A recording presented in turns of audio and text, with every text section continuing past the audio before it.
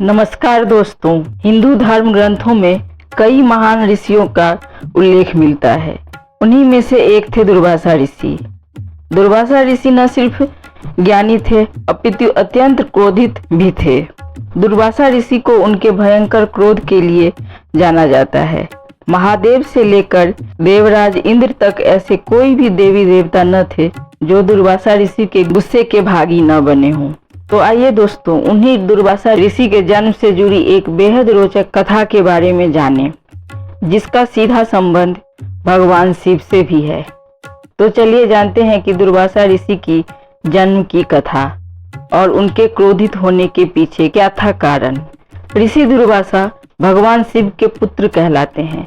माना जाता है कि उनका जन्म भगवान शिव के क्रोध से हुआ था।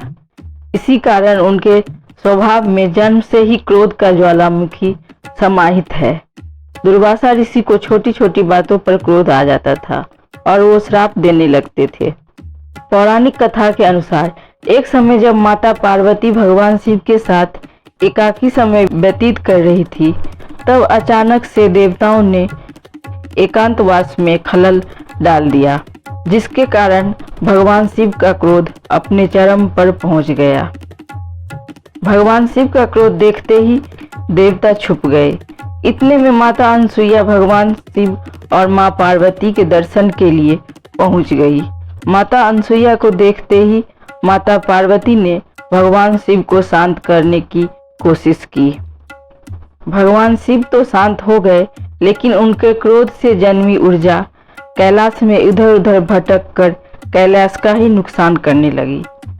सभी देवतागण और महादेव के परिवार के सदस्य भगवान शिव के पास पहुंचे और उन्होंने इस क्रोध ऊर्जा को नष्ट करने की प्रार्थना की। तब भगवान शिव ने बताया कि वह इस ऊर्जा को अपने अंदर पुनः समाहित नहीं कर सकते, क्योंकि यह ऊर्जा उनके तीसरे नेत्र से निकली है और उनका तीसरा नेत्र अगर दोबारा से खुल गया तो उससे सारी सृष्टि का भी नुकसान होगा। महादेव की बात सुनकर माता अनसुईया ने भगवान शिव से आज्ञा मांगी कि वह अपने तपोबल से उनके इस क्रोध ऊर्जा को अपने अंदर धारण कर लेगी। भगवान शिव ने भी माता अनसुईया की प्रार्थना सुनकर उन्हें अपने इस ऊर्जा को समाहित करने की आज्ञा दे दी, जिसके बाद माता अनसुईया ने इस ऊर्जा को अपने गर्भ में धारण कर लिया।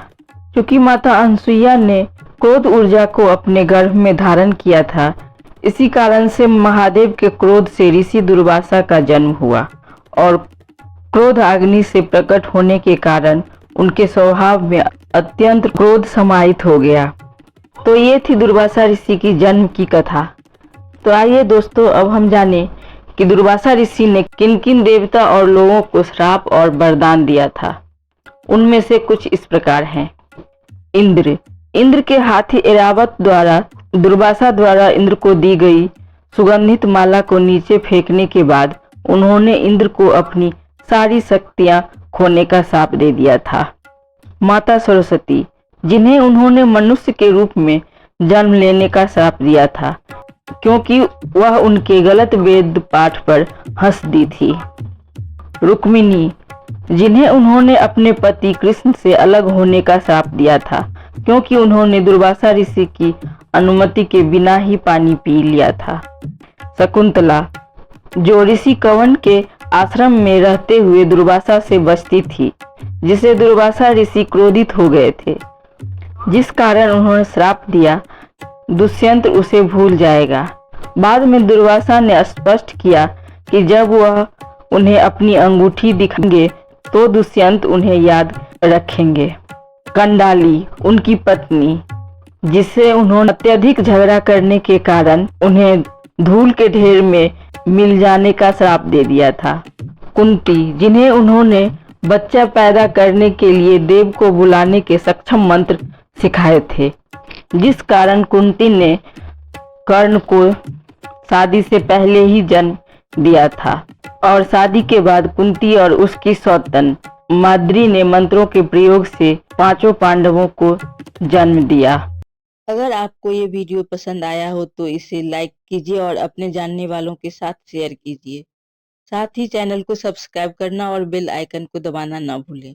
अगर दोस्तों आपके पास कोई सवाल या सुझाव हो तो कमेंट सेक्शन में बताना ना भूलें। धन्यवाद।